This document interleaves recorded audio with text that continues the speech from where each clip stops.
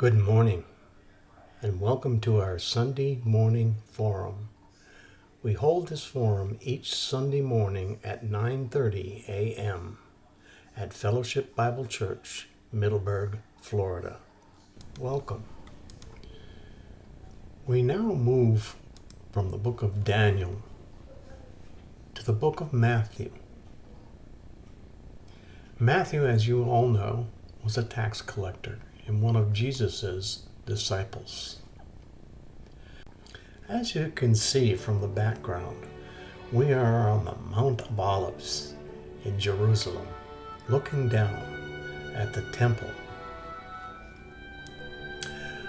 Let's take a seat among some of the other disciples and listen to Jesus' prediction of the destruction of the temple that they prized so highly. Follow along now in Matthew 24, verses 1 and 2, which I have entitled, Jesus Predicts the Destruction of the Temple. As I read, verse 1, Then Jesus went out and departed from the temple, and his disciples came up to show him the buildings of the temple. And Jesus said to them, Do you not see all these things? Assuredly, I say to you, not one stone shall be left here upon another, that shall not be thrown down. Verse 1a, Then Jesus went out and departed from the temple. Jesus would contend no more with the religious leaders and never again come to the temple. As you can recall, Jesus has been battling the leaders of the temple, those that would be called the righteous ones, the Sadducees and Pharisees, who lorded it all over the people. Jesus was in constant conflict with such. And with emphasis, he went out and departed. Now, Bruce writes, there is an emphasis on the idea of the verb. He was going away, like the one who did not mean to return. We move on now to verse 1b, which reads, His disciples came up to show him the buildings of the temple. Now, after the destruction of Solomon's temple, the second temple was originally built by Zerubbabel and Ezra, which is verified in Ezra chapter 6, verse 15, after they were released from captivity in Babylon. However, because of the opposition of the local population, the lack of motivation among the Jews, it took 20 years to complete the construction of the temple building. King Herod greatly expanded the outer court and made other improvements to the temple as well. He extended the area of the temple to its finished size of 985 feet by 1,575 feet. Herod built the temple in a year and a half and surrounded porticos and courtyards in 8 years, completing the work on March 12, 515 BC. This temple was the center of Jewish life for almost 1,000 years, so much so that it was customary to swear by the temple, Matthew 23:16. And speaking against the temple could be considered blasphemy, Acts 6:13. But the second temple was not just big, it was also beautiful. The historian Josephus said the temple was covered with gold plates, and when the sun shone on them, it was blinding.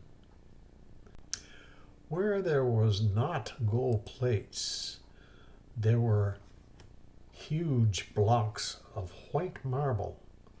They were so purely white that at a distance strangers thought it was snow on the temple.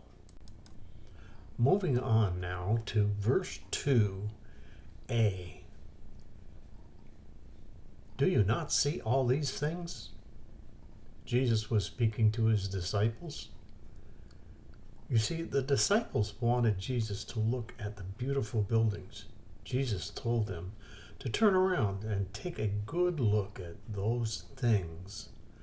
The use of the word things instead of buildings brings to mind that he, meaning Jesus, was indifferent about the construction. Bruce writes, these things, not building, implying indifference to the splendorous admired by the disciples. Jesus went on to say, recorded in verse 2b, not one stone shall be left here upon another. Some 40 years after Jesus said this, there was a widespread Jewish revolution against the Romans in Palestine, and they enjoyed many early successes. But ultimately, the Roman soldiers crushed the rebels. Titus ordered the whole city and temple to be demolished. And in AD 70, Jerusalem was leveled, including the temple, just as Jesus said would happen. It is said that the fall of Jerusalem, the last surviving Jews of the city fled to the temple because it was the strongest and most secure building in the city. Roman soldiers surrounded it, and one drunken soldier started a fire that soon engulfed the whole building. Ornate gold details, work in the roof melted down in the cracks between the stone walls of the temple, and to retrieve the gold, the Roman commander ordered the temple to be dismantled stone by stone. The destruction was so complete that today they have truly difficulty learning exactly where the foundation of the temple was. The second verse closes with these words, that shall not be thrown down. This prophecy was fulfilled literally. The literal fulfillment of this prophecy establishes the tone for the rest of the prophecy in this chapter. We should expect literal fulfillment for these as well.